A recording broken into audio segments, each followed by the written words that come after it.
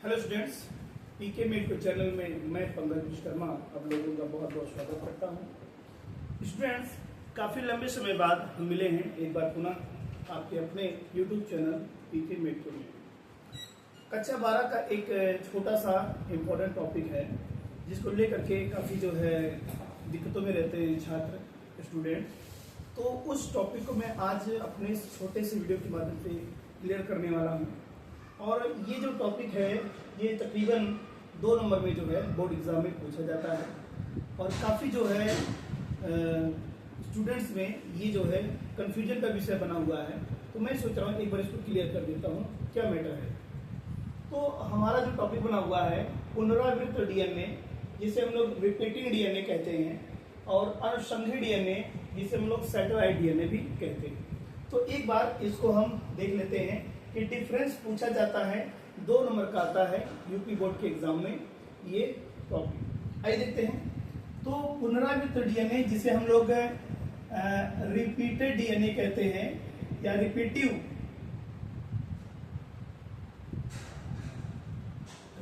DNA कहते हैं इसको, पुनरावृत्त डीएनए को।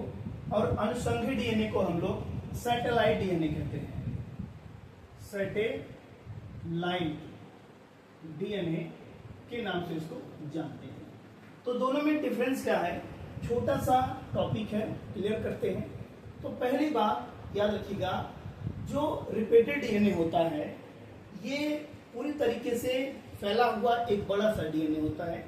सेल के भीतर बड़ा सा फैला हुआ डीएनए होता है। जैसे मैं एक चीज दिखा दूं आपको, जिससे जब देख सकते हैं ये ऐसे एक लंबा सा डीएनए है, फैला हुआ बड़ा सा डीएनए होता है। वहीं पर अगर हम इसकी बात करते हैं, सैटेलाइट डीएनए की बात करते हैं, तो ये डीएनए का एक टॉप पॉइंट होता है। यहाँ पर मैंने छोटा सा डायग्राम बनाया हुआ है, इसको आप देख सकते हैं। ये आप क्रोमोसोम मान लीजिए या फिर आप डीएनए मान लीजिए। इस डीएनए का जो एंड पॉइंट होगा, जो टर्मिनल पॉइंट होता है, ये जो पॉइंट होता है इसे हम लोग टीलोमियर कहते हैं। क्या कहते हैं? टीलोमियर कहते हैं। अगर आप इसे डीएनए मानते हैं, अगर आप इसे क्रोमोसोम मानते हैं, तो इसका जो एंड पॉइंट होता है, दोनों हिस्सों में जो एंड पॉइंट होता है उसे हम लोग टीलोमियर कहते हैं। तो ये जो लास्ट हिस्सा होता है इसी को हम लोग सैटेलाइट डीएनए कहते हैं। मैंने बताया कि पुनरावृत्त डीएनए और सैटेलाइट डीएनए में पहला जो डिफरेंस ये है कि पुनरावृत्त जो डीएनए होता है ये काफी बड़ा डीएनए होता है। डीएनए का एक लंबा हिस्सा होता है, पूरा बड़ा भाग होता है। यहां से लेकर के यहां तक का पूरा जो लंबा सा हिस्सा है ये आपका रिपीटेड डीएनए माना जाता है।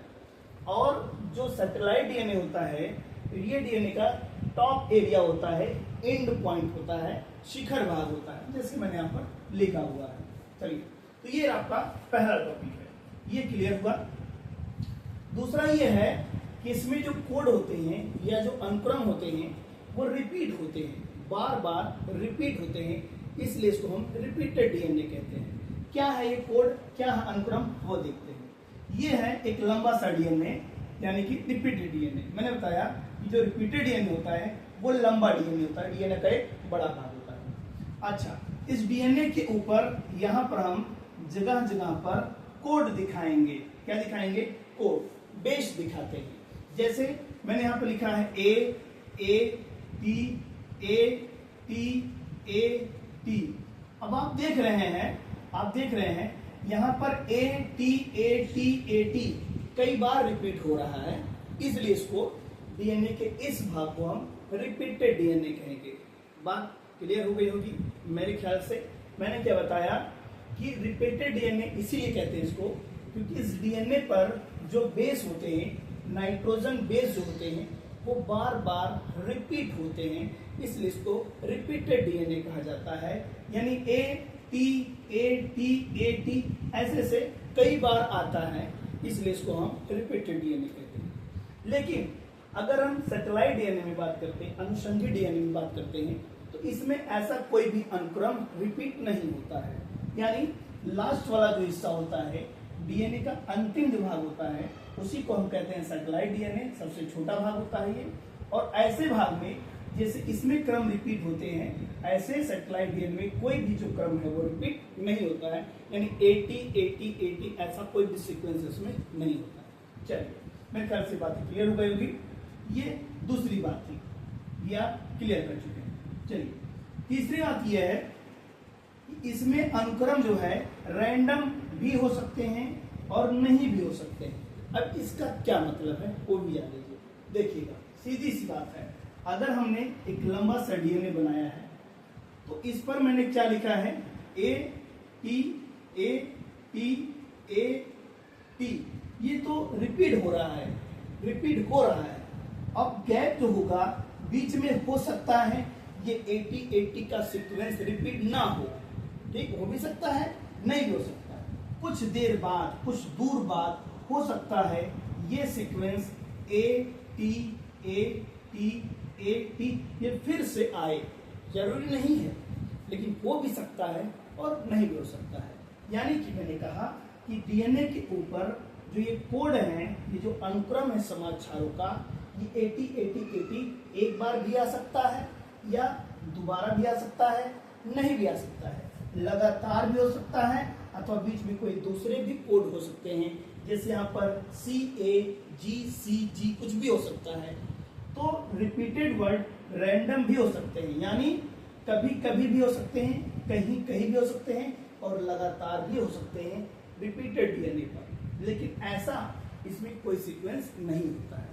यानी लास्ट में एक ही बार कोड आएगा, एक ही बार छोटा सा हिस्सा है, आप देख रहे हैं एक छोटा सा टुकड़ा है, इस छोटे से टुकड़े में कितने बेस आ सकते हैं, बहुत आ सकते हैं। तो ए सी जी कुछ भी हो सकता है, लेकिन बार बार नहीं आएंगे क्योंकि एक छोटा सा टुकड़ा होता है।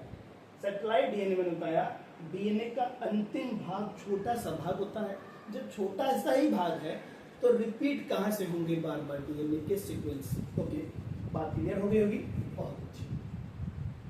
चलिए, अगली बात ये है, ये गुणसूत्र या डीएनए का मध्य भाग होता है। मध्य भाग मतलब क्या हुआ कि बीच का हिस्सा होगा, चाहे डीएनए मान ले इसको, चाहे क्रोमोसोम मान ले, इसका जो बीच का हिस्सा होगा वही रिपीटेड डीएनए होगा, और बाकी जो एंड पॉइंट, इसमें क्या लिखा हुआ है, ये गुणसूत्र या डीएनए का टीलोमियर या सेंट्रोमियर होता है। अब ये टीलोमियर क्या होता है वो भी जान लेते हैं। मैंने बताया कि अगर आप इस चीज को, इस स्ट्रक्चर को अगर आप क्रोमोसोम मानते हैं या फिर डीएनए मानते हैं, तो उसका जो एंड पॉइंट होता है, जो टर्मिनल होता है, उसको टीलोमियर कहते हैं, और ये बीच का जो हिस्सा है इसको सेंट्रोमियर कहते हैं, सेंट्रोमियर कहते हैं। अब ये एक टीलोमियर है, एक टीलोमियर यहाँ पर है, टीलोमियर एक यहाँ पर है। तो जो टीलोमियर और सेंट्रोमियर का हिस्सा होता है वही होता है सैटेलाइट डीएनए। उसी छोटे से हिस्से को हम लोग सैटेलाइट डीएनए कहते हैं। अब आप टीलोमियर को यहाँ पर सैटेलाइट लिख सकते हैं, सैटेलाइट डीएनए लिख सकते हैं, या सेंट्रोमियर को भी आप सैटेलाइट लिख सकते हैं, सैटेलाइट डीएनए लिख सकते हैं। ओके, इसको भी आप सैटेलाइट डीएनए लिख सकते हैं, सैटेलाइट डीएनए लिख सकते हैं। तो मैंने क्या बताया, हमने क्या पढ़ा कि जो सैटेलाइट डीएनए होता है वो डीएनए का टॉप पार्ट हो सकता है, छोटा सा भाग होता है, अंतिम भाग होता है। हमने यहाँ क्या लिखा हुआ है कि ये गुणसूत्र या डीएनए का टीलोमियर सेंट्रोमियर होता है। गुणसूत्र मानो इसको या डीएनए मानो, अगर इसका लास्ट वाला हिस्सा देखोगे तो ये टीलोमियर कहलाता है। यहाँ छोटा सा हिस्सा देखोगे बीच में, ये सेंट्रोमियर कहलाता है। तो टीलोमियर, सेंट्रोमियर, टीलोमियर, ये छोटा सा हिस्सा होता है गुणसूत्र या डीएनए का, और इसी को हम सैटेलाइट डीएनए कहते हैं। बात क्लियर है। बाकी का जो बीच का हिस्सा है, बाकी जो यहाँ से लेकर के यहाँ तक का हिस्सा है, यहाँ से लेकर के यहाँ तक का हिस्सा है, इसी को हम कहते हैं कौन सा डीएनए, रिपीटेड डीएनए। कौन सा DNA, repeated DNA, repeated DNA. अब आप देख भी रहे हैं कि इस टुकड़े की अपेक्षा, इस टुकड़े की अपेक्षा, इस टुकड़े की अपेक्षा ये जो हिस्सा है तो बड़ा है, बिल्कुल देख रहे हैं आप। वही तो मैंने लिखा था कि जो रिपीटेड डीएनए होता है ये डीएनए का बड़ा हिस्सा होता है, और जो सैटेलाइट डीएनए होता है ये डीएनए का छोटा हिस्सा होता है, एंड पॉइंट होता है, एंड पॉइंट होता है, ये होता है आपका सैटेलाइट डीएनए। ओके, ये भी बात क्लियर हो गई है। ओके, एक पॉइंट और देख लीजिएगा, ये कोडिंग डीएनए होता है। कोडिंग डीएनए क्या होता है भी जान लीजिए। कोडिंग डीएनए डीएनए का वह भाग होता है जिस पर प्रोटीन फॉर्मेशन का सिग्नल होता है, जिस पर प्रोटीन संश्लेषण, प्रोटीन के बनने की सूचना होती है, उसे हम कहते हैं कोडिंग डीएनए। बात समझे? ठीक है। तो रिपीटेड डीएनए जो होता है उसी को हम कोडिंग डीएनए भी कहते हैं। कोडिंग डीएनए का मतलब मैंने बता दिया कि डीएनए के इस भाग पर, रिपीटेड डीएनए पर प्रोटीन के बनने की सूचना पाई जाती है। बात क्लियर है? ओके, बहुत अच्छी बात है। और ये नॉन कोडिंग डीएनए होता है। नॉन कोडिंग डीएनए मतलब ये हो गया कि इस पर जो है प्रोटीन के बनने का मैसेज नहीं पाया जाएगा। बात क्लियर है? बहुत अच्छी। चलिए, एक बात और याद रखिएगा, जो रिपीटेड डीएनए होता है उसका प्रयोग हम डीएनए फिंगरप्रिंटिंग में कर सकते हैं या करते ही कह लीजिए। तो जो रिपीटेड डीएनए होता है उसका प्रयोग हम डीएनए फिंगरप्रिंटिंग में करते हैं। डीएनए फिंगरप्रिंटिंग मतलब आप जानते होंगे या थोड़ा बहुत सुना भी होगा कि जो लोग मर्डर करते हैं या रेपिस्ट होते हैं, ऐसे जो केस होते हैं उनको सुलझाने के लिए हम डीएनए फिंगरप्रिंटिंग टेस्ट करते हैं। तो उस टेस्ट में हम रिपीटेड डीएनए यानी इस भाग का, डीएनए के इस बड़े भाग का हम लोग सहायता लेते हैं, उसका प्रयोग करते हैं। तो ये खास तौर पे आता है। और इसमें जो है ऐसा कोई सिस्टम नहीं है, तो ये बात आपको पता होना चाहिए। मेरे ख्याल से ये बातें आपके समझ में आ गई होंगी। अगर थोड़ी बहुत कठिनाई लगे तो वीडियो को शुरू से लास्ट तक फिर से एक बार देखिएगा, आपको सारी बातें समझ में आ जाएंगी। थैंक यू सो मच आपके इस सहयोग के लिए।